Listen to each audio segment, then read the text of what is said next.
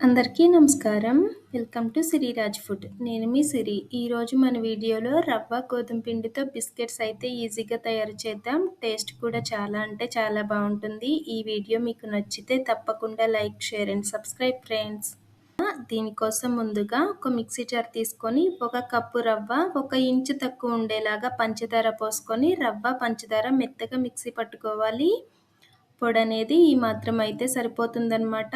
ఇప్పుడు దీనిని మనం పిండి కలుపుకోవడానికి వీలుగా ఉండే గిన్నెలో వేసుకొని పక్కన పెట్టేద్దాం. మళ్ళీ అదే మిక్సీ జార్లో ఒక 2-3 కొబ్బరి ముక్కలు వేసుకొని మెత్తగా మిక్సీ పట్టుకోవాలి. కొబ్బరి లేదు అనుకుంటే కొబ్బరి పొడైనా వేసుకోవచ్చు. కొబ్బరి పొడి కూడా ఈ మాత్రం నలిగితే సరిపోతుంది. మనం ముందు పట్టిన పిండిలో ఈ కొబ్బరి పొడిని వేసుకొని ఒక్కసారి మంచిగా కలిపేసుకోవాలి. ఇప్పుడు ఇందులోకి ఒక half teaspoon baking powder, అలానే హాఫ్ టీ స్పూన్ వంట సోడా, ఒక చిటికెడు ఉప్పు వేసుకొని ఒక్కసారి మంచిగా కలుపుకోవాలి. బేకింగ్ పౌడర్ లేదు అనుకుంటే 1 స్పూన్ వరకు వంట సోడా వేసుకుంటే సరిపోతుంది.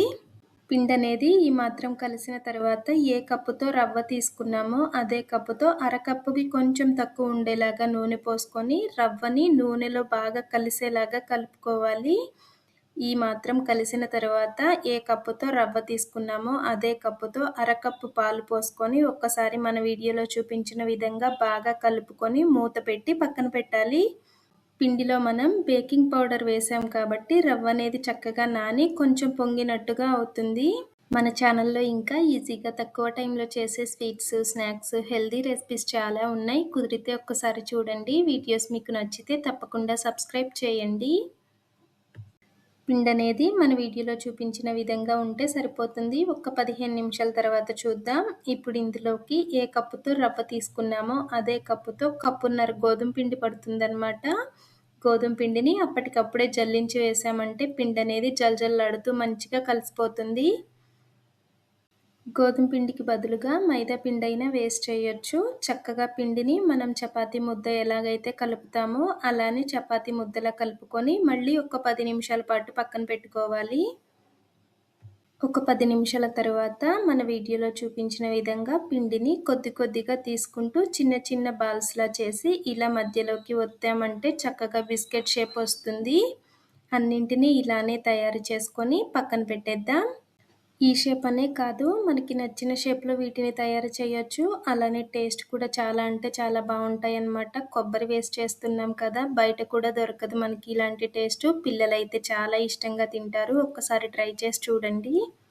అన్నింటినీ ఇలానే తయారు చేసుకొని పక్కన పెట్టేసి గ్యాస్ మీద కళాయి పెట్టుకొని 2-3 ఇంచుల సుమారు నూనె పోసుకొని నూనె లైట్గా హీట్ అయిన తర్వాత ఇవి ఒక్కొక్కటిగా వేయాలి.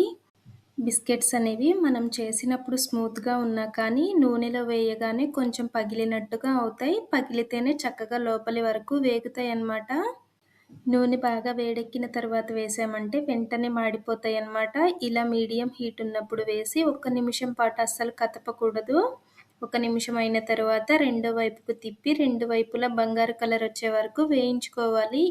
ఇప్పుడు ఇవైతే వేగిపోయినాయి కదా, పక్కకి తీసేద్దాం. అన్నీ మన ఇంట్లో ఉండే రవ్వ, గోధుమ పిండి, పంచదారతో టీ టైం స్నాక్లా కానీ పిల్లల స్నాక్ బాక్స్లోకైనా ఈజీగా ఇలా బిస్కెట్స్ తయారు చేసి చూడండి. టేస్ట్ కూడా చాలా అంటే చాలా బాగుంటుంది. ఈ బిస్కెట్స్ 15 రోజుల నుంచి 20 రోజుల వరకు నిలువ ఉంటాయి.